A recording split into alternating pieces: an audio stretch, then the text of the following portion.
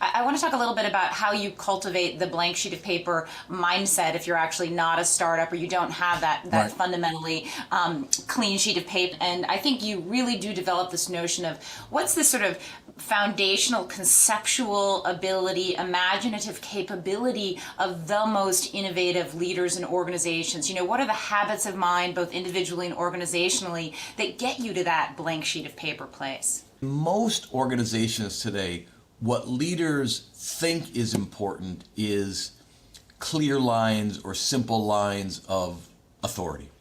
And I think from a leadership mindset perspective, what's really much more important is a wide as possible field of vision. I mean, let's face it, most leaders in most organizations have a kind of tunnel vision. Everybody is chasing after the same opportunities everybody else is chasing after in the industry. Everybody is missing opportunities that are hidden in plain sight if only they could look at their organization and look at their field with a fresh set of eyes. The core role of leadership today is to help organizations see things that other organizations don't see, which is why increasingly I'm less and less excited about the phenomenon of benchmarking. Everybody loves to benchmark other organizations in their field. And to me, the question has become, what good is it to compare yourself against best practice in your field if best practice ain't all that great to begin with? If you want new, exciting, compelling ideas from your industry, why not look at established, routine, proven ideas in other industries totally unrelated to yours, see what works there, and then import those ideas into your field? What I keep hearing over and over again is, oh, we really want to think differently, we want to try new things, but we're really worried about taking too many risks. Well, one way to be both creative and manage risk at the same time is look for old proven ideas in one field that can be absolutely revolutionary if you migrate them to your field. And I've seen that time and time again in so many individual corporate case studies of change. The minute you start looking beyond the confines of your industry and the tunnel vision you've kind of developed over a period of years, the better chance you have to change the game. I mean, I'm totally in favor of expertise and spending 10 or 15 or 20 years at a company in an industry working on a set of problems. But the challenge is, can you always be sure that what you know doesn't limit what you can imagine? And to me, if you can really persuade yourself as a leader to have as wide angle a point of view as you can, I think you've got the best chance to really shake things up and unleash some new ideas. That notion of actually having sort of zero gravity, I think you use that term in the book, Yes. around your expertise, your mastery, what you know. I mean, this is the hardest challenge as a human being, whether you're a parent or you're at work or whatever you're doing, is to, on the one hand, get better and better at what you do, but also not to be trapped by that level of mastery.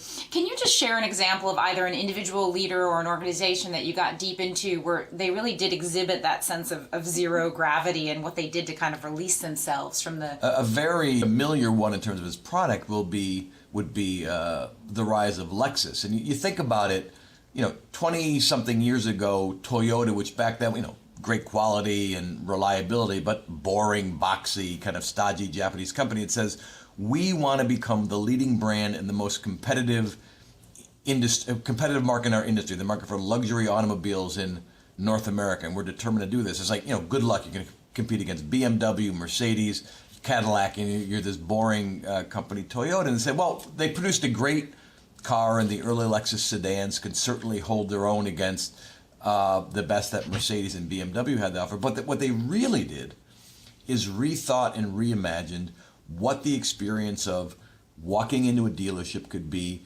encountering a luxury brand in the segment. Because the fact of the matter is, even though the cars of their competition were great, the dealership experience wasn't great. The customer service experience wasn't anything great. And so they said, let's not compare ourselves to the existing brands in our industry. Let's ask ourselves, what can we learn from the best brands in the world in terms of personal service and luxury customers. So they went to school early on in the Four Seasons, and they sent executives to stay at Four Seasons hotels on the west coast of the United States. Good work if you can get it, but they weren't there as guests. They were working with the housekeeping staff, working with the bellman, working with the concierge, trying to figure out how is it that Four Seasons gets that special touch and that sense that when you're there for the third time in 2 months, they know that. Oh, Mr. Taylor, good to see you again. Thanks for coming back, kind of deal. And they went to school, took lots of notes, and took the best, sometimes the most simple ideas from the Four Seasons and imported them into the Lexus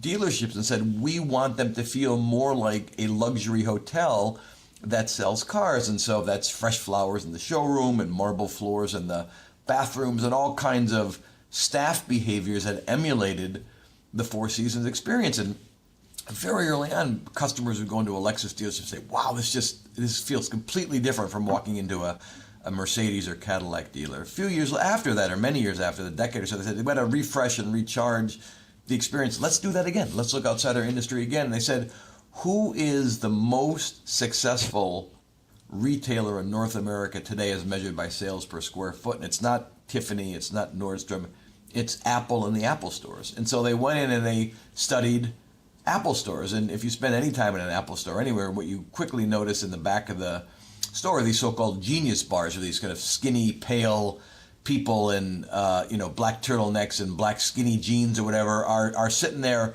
helping customers fix problems with their MacBook or learn how to use their iPad, and all this sort of very hands-on human touch stuff. And they call themselves geniuses and they comport themselves as such. It's become a kind of a signature offering at the Apple stores. And the Lexus people say, well, isn't that interesting? Because, these cars now sell for $65,000, $75,000. They're loaded with technology, GPS systems that'll take you to the moon, and Bluetooth telephones that'll, get Vladimir Putin on the phone if you want to get him on the phone, kind of deal. And most of our middle-aged or older customers have no idea how to use this stuff. So they give us a lot of money for a car. They're driving around for 6 months and their kids are in the back seat saying, oh, you're such a dork, Dad. You don't know how, and not that I'm speaking from experience here, you don't know how to use the technology in the car and that sort of thing. And it was really affecting customer satisfaction numbers. So what they did is they created the answer bars, and they just set up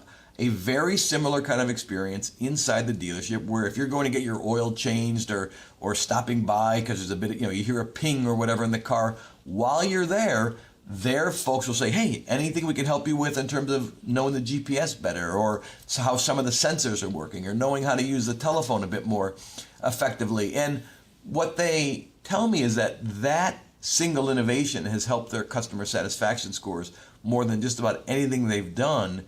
And it was a total, R&D doesn't have to be research and develop. It could also be rip off and duplicate. And that was a literal rip off and duplicate. Genius bar at Apple.